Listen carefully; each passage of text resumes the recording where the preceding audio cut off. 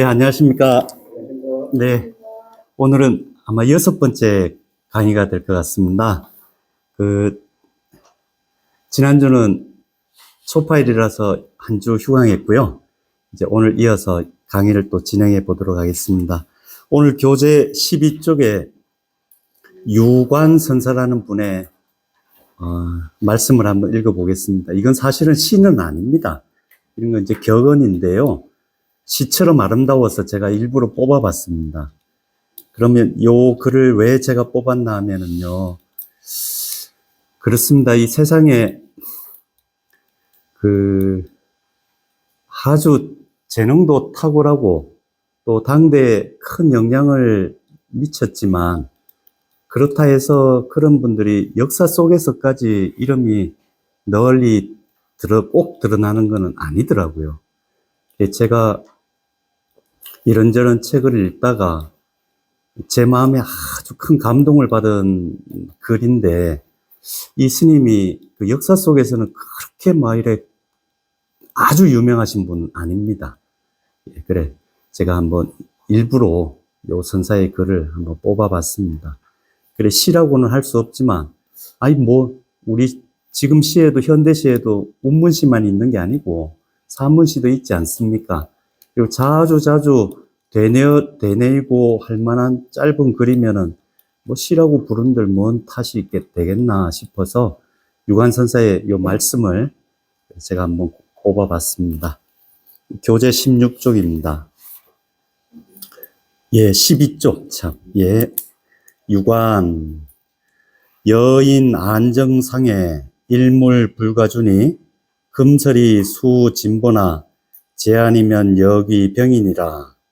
마치 사람 눈동자에 한 물건도 불가주 머물러서는 안 되는 것과 여 같으니 여가 요 끝까지 걸립니다. 예. 눈동자에 들어가면은 뭐라고 부릅니까? 티 그러죠. 예, 티라 그럽니다. 금설이 수진보나 금가루가 비록 진귀한 보배이긴 하지만 제 아니면 여기 병이니라. 그게 눈에 있으면 그것도 병이 된다는 겁니다. 이거 아주 귀중한 말씀입니다. 아주 귀중한 말씀입니다. 예. 암만 귀한 거라도요, 우리 선종, 이제 특히 불교 유파 중에서도, 종파 중에서도 선종에서, 이런 걸 종치라 그럽니다. 종치라고 표현하기도 하고, 종지라고도 표현합니다. 본래 청정을 얘기합니다. 우리 사람의 마음도 그렇고, 이거를 사람들이 집착해서 그렇지, 있는 이대로 잘못된 것 아무것도 없다. 있는 이대로 맑고 깨끗하고 번뇌에 오염되지 않는 거다라고 주장을 합니다. 이 선종의 종지입니다. 그래서 다들 익숙하게 들어보셨겠지만 그 5조 홍인대사의 개송에다가 뒤에 6조 해능대사가 붙인 개송에 보면 본래 무일물컨을 나오죠. 예. 본래 한 물건도 없는데 하체에 야지내리요. 어디에 무슨 때가 묻고 하겠는가. 번뇌를 갈고 닦는다는 말조차도 닦아내고 갈고 한다는 말조차도 군더더기가 될 수 있다. 이런 게 6조 해능대사의 6조 단경에 보면 나오지요. 예. 그래 이 유관선사는 어떤 분인가 하면은 마조 도일선사의 제자입니다. 그러니 6조 해능대사의 법통을 그대로 이은 적통이거든요. 그래 이런 표현이 나온 겁니다. 우리가 흔히 이제 번뇌를 대적해가지고 번뇌를 닦는 방법으로서 지혜를 얘기합니다.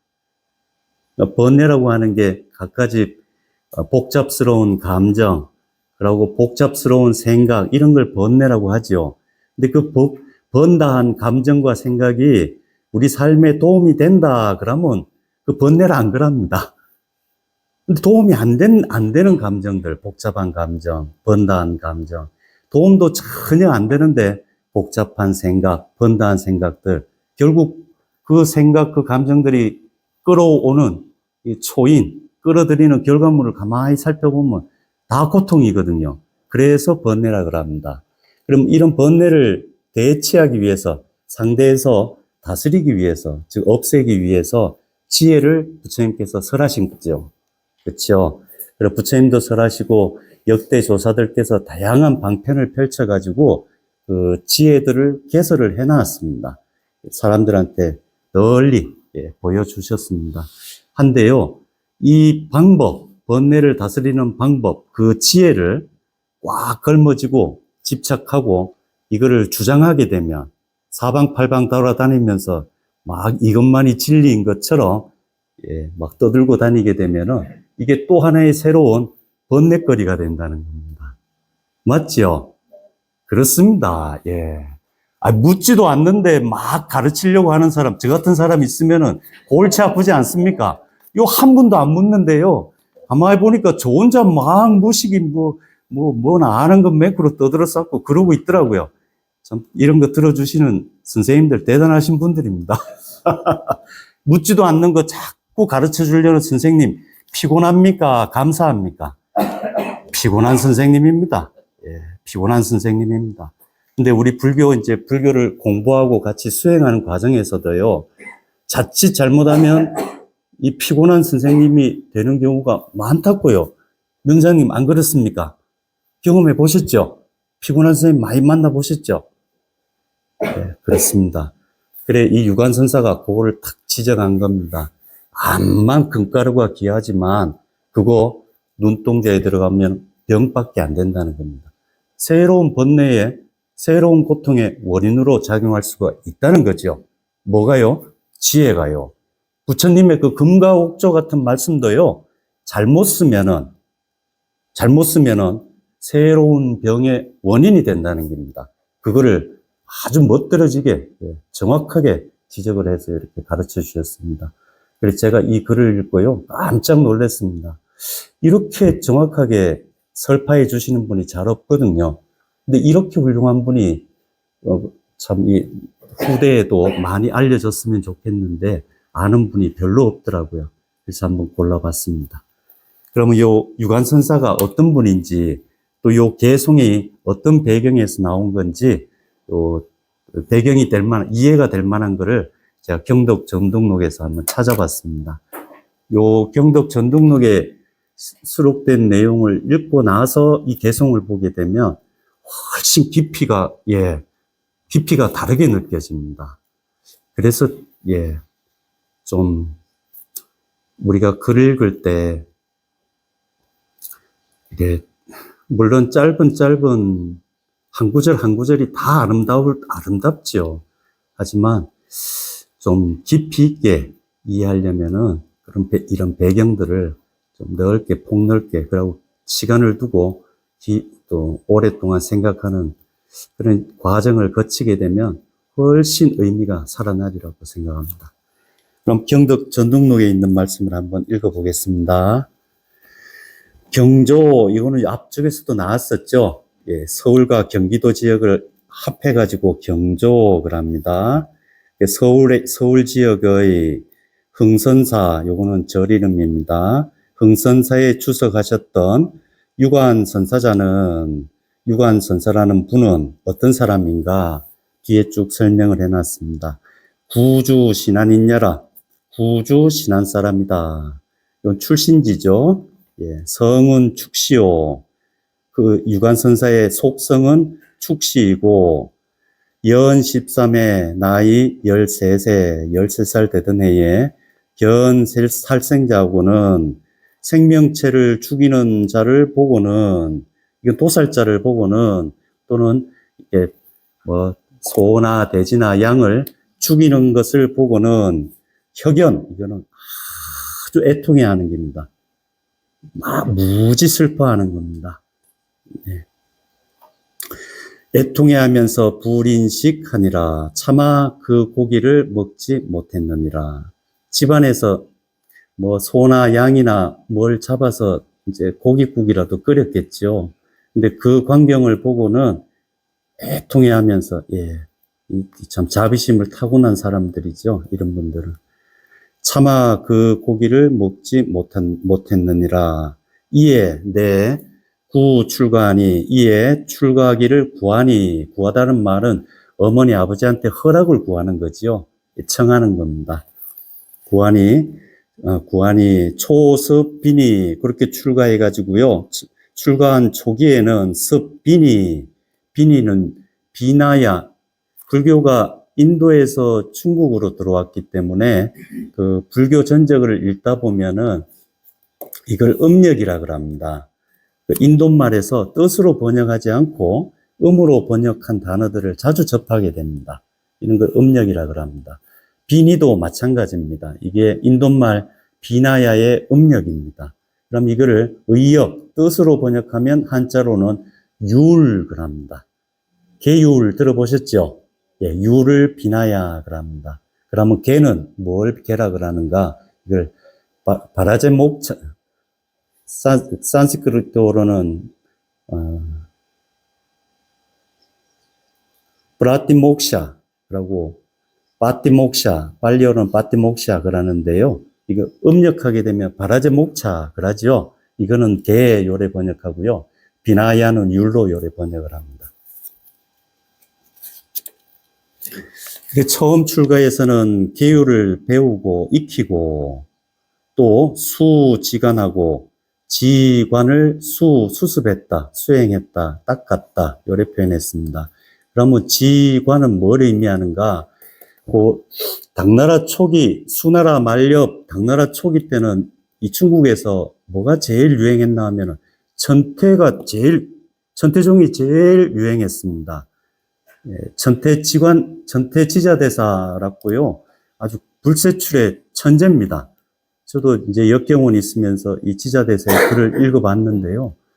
그 당시에 지금처럼 뭐 컴퓨터가 있거나 그러지도 않잖아요. 근데 이 천태지자대사 그 주소를 읽어보면은요, 인용한 것들이요, 얼마나 방대한지 깜짝깜짝 놀랍니다. 그 시대에 이렇게 많은 다양한 종류의 책을 봤다는 것도 놀랍고, 그와 더불어서요, 대중 앞에서 법문을 하는데요, 인용해가지고 말씀하신 것을 기록해 놓은 겁니다. 옛날 주소들은 다 그렇습니다. 근데 그 문구들이 너무너무 정확하게 맞아 떨어집니다. 그런 거 보면서, 야, 이런 사람은 천재가 아니고는 불가능하다. 그런 생각을 한 적이 있습니다. 근데 여기서 지관을 닦았다는 거는 이 천태종의 가장, 그러니까 대표적인 수행법으로 지관을 제시합니다. 뭐, 인도말로 하게 되면 이걸 사마타 비파사나 그러는데요. 이제 천태지자대에서는 이걸 지관법이라고 대중들한테 제시를 했고, 중국에서 크게 유행했습니다. 근데 천태종이 이렇게 유행했는데요. 당나라 때 이제 이 선종이 유행하면서 천태종의 세력이 많이 이렇게 줄어들게 됩니다. 세력이 약화되게 됐습니다. 그래 이 유관선사도 초기에는 천태종의 지관법을 닦았고 뒤에 후참 대적하야 뒤에 대적 요건 사람 이름입니다. 대적 선사를 참말하고 참문하고 찾아뵙고 이런 뜻입니다. 그럼 대적 선사는 누가 대적 선사인가? 마조 도일 선사라고 혹시 들어보셨습니까? 마조 도일 선사의 시호가 대적입니다. 당나라 헌종이 하사한 시호입니다. 그래 중국에서 선종이 크게 흥성하게 된 데에는요, 물론 많은 분들이 기여를 했습니다. 선종의 후예들은 최고로 이제 크게 기여한 분을 남종선의 육조 해능대사로 치지요. 근데 역사적으로 봤을 때는요, 선종이 이렇게 폭발적으로 당나라 안에서 폭발적으로 유행하게 되는데 기여한 사람, 최고의 공헌자는 역사적으로 학문적으로 따져봤을 때는 강서 마조 도일대사입니다. 이분 아니었다 그러면 선종이 이렇게까지 유행할 수는 없거든요. 후참 대적하야 그 뒤에 대적 마조 도일 선사를 참배하고는 또는 참문하고는 참말하고는 내덕 심요하니 이에 마음의 핵심을 얻었으니 심요 요거는 마음의 요결 요렇게 해도 되고요. 또는 수심요결 요렇게 살 붙여서 해석해도 됩니다. 마음의 핵심 해도 되고요. 또는 수심 마음을 닦는 요결 아주 핵심적인 방법, 주요 방법, 이렇게 해석을 해도 괜찮다고 생각합니다. 그래, 심료를 얻었느니라. 그리고는 당나라 정원은 당 덕종의 연호입니다. 당 정원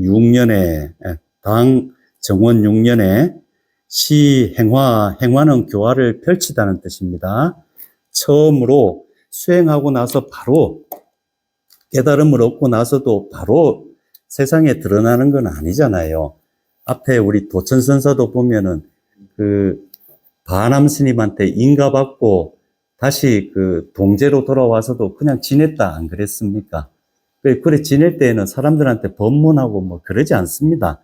인연이 있는 사람들 묻거나 하면은 한마디씩 해줄 뿐이지 뭐 대중교화를 하거나 그러진 않습니다.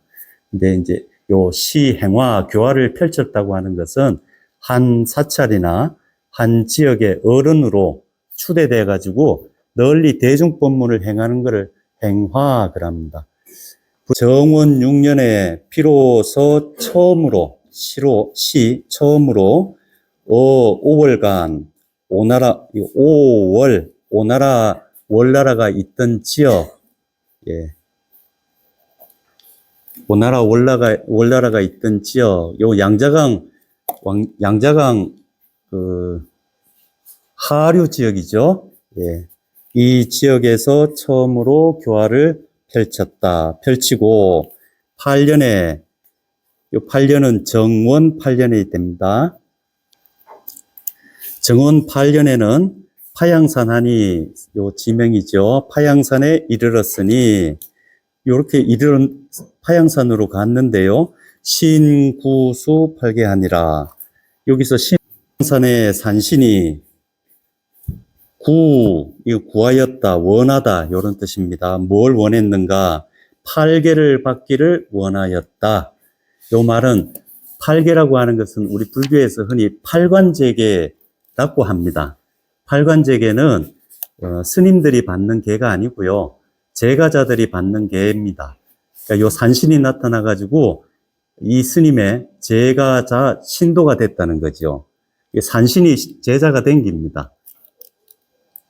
이런 것도 진짜냐, 거짓말이냐, 물으신다 그러면 확인할 수 없습니다. 예.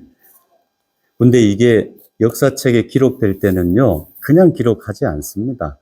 아주 터무니없는 얘기를 역사책에 남겨두지 않습니다. 요래 기록됐을 때는 그럴 만한 사유가 분명히 있었을 겁니다. 그래, 요 파양산의 신이 나타나가지고 팔관제계를 이 스님에게 받았고, 13년에는, 당나라 정원 13년에는 숭산 소림사하니 숭산 소림사에 머무셨으니, 그래, 파양산에 있다가 이제 숭산 소림사로 옮겨가신 겁니다. 여기서부터 이제 문답이 나옵니다. 승문호대, 그래, 숭산 소림사에 머무실 때 있었던 일입니다. 어떤 스님이 묻기를 여하시도 무엇이 도입니까? 들리십니까? 예. 뒤쪽에도 들리십니까? 예. 승문호대 여하시도 무엇이 도입니까? 라고 물으니 사운호대 유관선사께서 말씀하시기를 태호산이라, 아주 멋진 산이다, 아주 좋은 산이니라, 이래 대답했다는 겁니다. 도가 뭡니까? 라고 물었는데요, 아주 좋은 산이다. 요거는 또 달리 살 붙여서 얘기하자 그러면 숭산 소림사에 머무셨지 않습니까? 그러니까 도가 뭡니까? 물었는데요, 어디 멀리서 왔다 그러면은 산 좋지, 이래 대답한 겁니다. 어째? 산 좋지, 멋지지, 이래 대답한 겁니다. 숭산에 머무시니까요. 그랬더니 이 스님이 이제 재차 물었습니다. 승훈호대 하악인이 문도한데, 하악인은 이제 배우러 온 사람이죠. 자기를 요래 표현한 겁니다. 제가 도를 물었는데 산은 하원 호산가, 스님께서는 왜 좋은 산이라고 이렇게 대답을 하십니까? 말씀을 하십니까? 제가 도 물었지 언제 산 물었습니까? 이렇게 이제 되물은 겁니다. 그랬더니 유관선사께서 운 사운호대 여지식 호산하니 하정달돌이요. 너는 그저 좋은 산이라고만 식 알아들으니 알아차리니 그렇게 아니 하정달돌이요. 이 정은요. 여기에 과거형을 만들어주는 단어입니다. 예, 네가 언제 도를 통달한 적이 있었겠느냐. 네. 언젠지 다 된 거죠. 내가 도가 뭡니까? 라고 묻길래 이 유관선사께서 아주 좋은 산이다 라고 대답하니까 이 스님이요. 제가 언제 도 물었지 산 물었습니까? 내가 산이라고 하면 산이라고만 알아들으니 네가 언제 도를 통달한 적이 있겠냐. 예, 이렇게 꾸짖은깁니다. 문호대. 그러면 이런 거 설명해 줘야 되나요? 설명을 제가 기껏 해 본다고 해도 시원찮아서 웬만하면 이런 거는 안 해야 되는데요. 해봐야 시원찮거든요. 또 암만 잘한다 그래도 또 군더더기입니다. 그래서 이걸 화두고 그러죠. 사실 이런 선사들의 말씀은 참고의 대상이지 이렇게 설명에 거리는 되지 않습니다. 하지만 그래도 뭘 참고하려고 그래도 뭐 이래 손에 걸리는 게 있어야 참고 안 하겠습니까? 그래, 허점이 많은 설명이 되겠지만 제가 한번 붙여보자면은요. 우리 지난 시간에 야부 도천선사 그 뒤에 그 전등록에 속전등록에 그 야부 도천선사 설명하는 글에 보면은 도천선사가 상당해가지고 설봉 의전선사 그 상당법문 거론한 거 기억나십니까? 예, 설봉 의전선사께서요 하루는 법당에 올라가가지고 이렇게 쳐다보고는 동쪽 이렇게 쳐다보고는 서쪽 그러고 대중들 보고는 아시겠습니까? 알고 싶으면 이것 알면 됩니다. 하고는 돌아가셨다 그랬죠. 자, 그럼 보겠습니다. 동쪽 했습니다. 아십니까? 여가 이쪽이 무슨 쪽입니까? 다 알고 계시네요. 다 알고 계시네요. 근데 동쪽이라고 하면 동쪽으로만 알아들으니 언제 도를 통달한 적이 있겠냐. 바꾸면 그거 아닙니까? 바꾸면 그거 아닙니까? 다들 동쪽이라 그럽니다. 여기서 지금 앉아 계신 분들한테 제가 낱낱이 물어도 다들 여기가 어느 쪽입니까? 그러면 동쪽입니다. 다 동의하시죠? 예, 다 같이 동쪽이라고 부르는데 동쪽을 가져와 보십시오 하면 가져올 수 있습니까? 실체가 있냐고요? 어디다 대고 동쪽이라 그런 겁니까? 허공에다 대고 동쪽이라 그런 거잖아요. 그쵸? 예, 이렇게 적용해 본다 그러면 요 말씀도 같은 경우로 참국거리가 되죠. 도가 뭡니까? 멋진 산이다. 멋진 산이다. 이게 뭡니까? 동쪽이지. 같이 집어넣을 수 있겠죠. 이래 하면은 좀 이래 참국거리가 안 되겠나 싶기도 하고 그렇습니다. 모르겠습니다. 모르니까 또 뭐 아이고 모르는 거는 모르는 걸로 넘어가고 다음에 또 알만한 거리 나오면 되죠. 그죠? 요 뒤에 거는요 훨씬 알만한 거리들이 많습니다. 한번 읽어보겠습니다. 또 어떤 스님이 물었습니다. 내동 그 스님이 물었습니다. 후자 환유 불성부와 걔한테도 불성이 있습니까? 이 화두 많이 들어보셨죠? 예, 이거 선가에서 자주 거론됐던 화두입니다. 이야기거리라고요. 예, 자주 거론됐던 이야기입니다. 걔한테도 불성이 있습니까? 조주 스님은 뭐라고 대답했죠? 걔한테도 불성이 있습니까? 조주 오록에도 똑같이 나옵니다. 예, 어떤 스님이 조주 스님한테 가서 물었습니다. 걔한테 불성이 있습니까? 조주 스님 없다 그랬습니다. 예. 그런데 요 유관선사는요, 걔한테도 불성이 있습니까? 똑같은 질문인데 유관선사는 운호대 있지, 유, 이래 대답했다는 겁니다. 그래서 요 스님이 다시 또 물었습니다. 승운호대, 화상, 환유, 부하, 화상께서도 또, 화는 또, 요런 뜻입니다. 화상도, 요래 하면 되겠죠? 예, 스님께서도 유부하 있습니까? 그 불성이 가지고 계십니까? 걔한테 불성이 있습니까? 있지. 스님한테도 불성이 있습니까? 이래 물은 겁니다.